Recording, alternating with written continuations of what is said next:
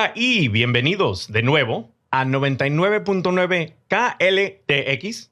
Yo sigo siendo DJ Luca y hoy damos la bienvenida a dos invitados al estudio. Son cuidadores familiares y quienes están para contarnos un poco de sus experiencias.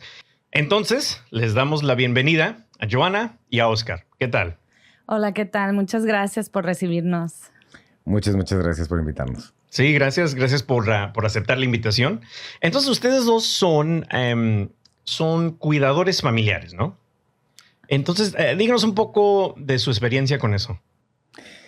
Pues es que te podría yo contar una anécdota o una situación en la que nunca piensas que vas a estar.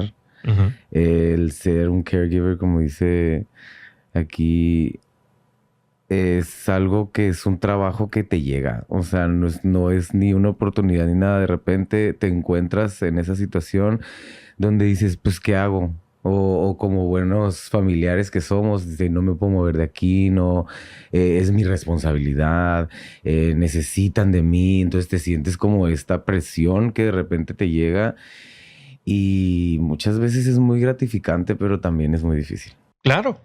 Y se me hace que, bueno, por años y bueno, generaciones y generaciones, la gente nomás lo hacía y como si tenía preguntas, pues nomás sufría en silencio, ¿no? Pero ahora me doy cuenta que hay más recursos para individuales que cuidan a familiares. ¿Y han encontrado ustedes lo mismo?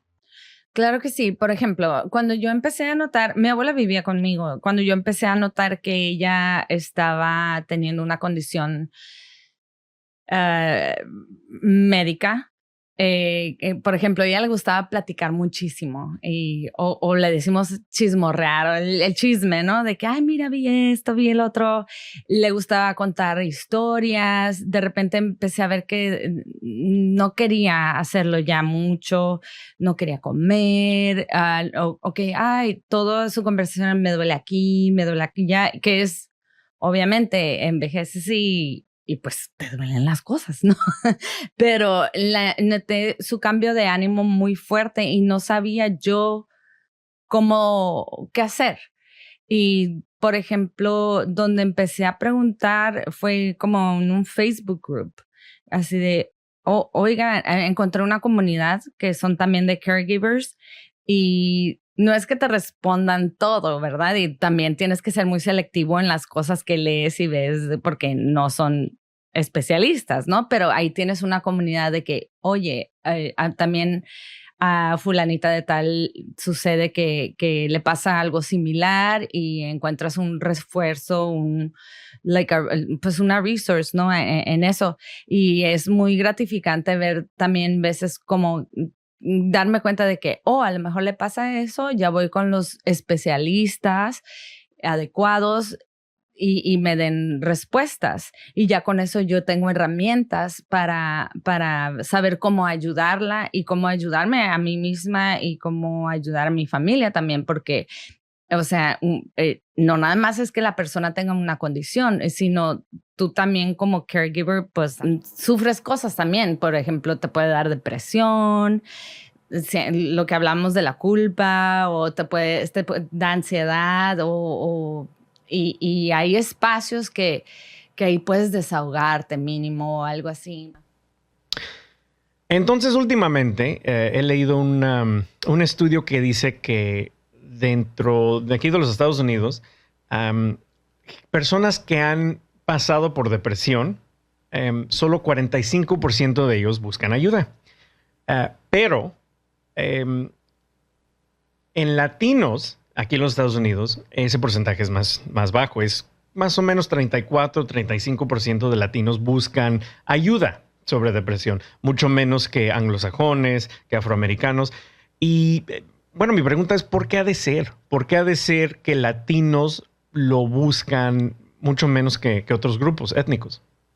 Es que como las nuevas generaciones, como dice Joana, son de las de échale limón a la herida, pues. O sea, sí. Los adultos mayores son de la generación de, ay, me corté, échale limón. Ah, es que estoy deprimido, trágate un limón. O sea, no, está muy cerrado. Yo creo que por eso el número es tan bajo, porque ellos mismos, como, o sea, en mi caso, mis padres, de que, voy a investigar esto o voy a traer a alguien profesional para que te diga qué está pasando. No. Yo puedo. No, yo puedo. Yo soy, tú quédate aquí, tú ayúdame, tráeme bicarbonato de sodio y ahorita vamos a hacer algún menjurje aquí, ¿no? Y lo vamos a solucionar. Entonces, por eso está tan bajo. No es tanto que el caregiver no busque la ayuda, es que la persona que está en la necesidad del caregiver es que dice, no, ¿para qué? ¿Por qué? Le batalla uno, Otra vez, ¿y para qué? ¿Y por qué vas a traer a alguien ajeno aquí? No, háblale a tu hermano. No, pues no puede venir. Pues que venga la hermana. No, tampoco. No, ajenas personas no queremos aquí dentro, ¿no? Entonces sí es mucho, porque aparte están en una situación de enfermedad, pues están muy vulnerables. Entonces todo es, no, espérate, están indecisos, desconfiados, y pues por eso a veces uno tiene que decir, no, pues ni modo, o sea, me quedo aquí y ya, ¿qué hago?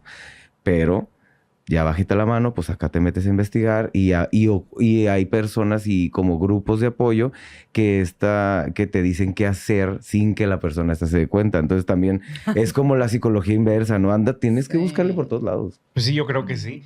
Bueno, pues sí les voy a decir que aunque sea un tema pesado, sí me da mucho gusto saber que hay recursos para ayudar en situaciones así. Se me hace un tema muy importante para la gente que cuida a personas ya grandes, ¿no? Y entonces les quisiera dar gracias a ustedes dos por estar aquí, por compartir sus experiencias personales. Yo sé que tal vez no fue fácil, pero se los agradezco mucho y muchísimas gracias por aceptar la invitación. Gracias. Muchas gracias a ti. Gracias. Y recuerden que los cuidadores también merecen cuidado. Muy bien, tienes razón. Entonces, yo sigo siendo DJ Luca. Estás escuchando 99.9 KLTX y regresamos después de un momentito.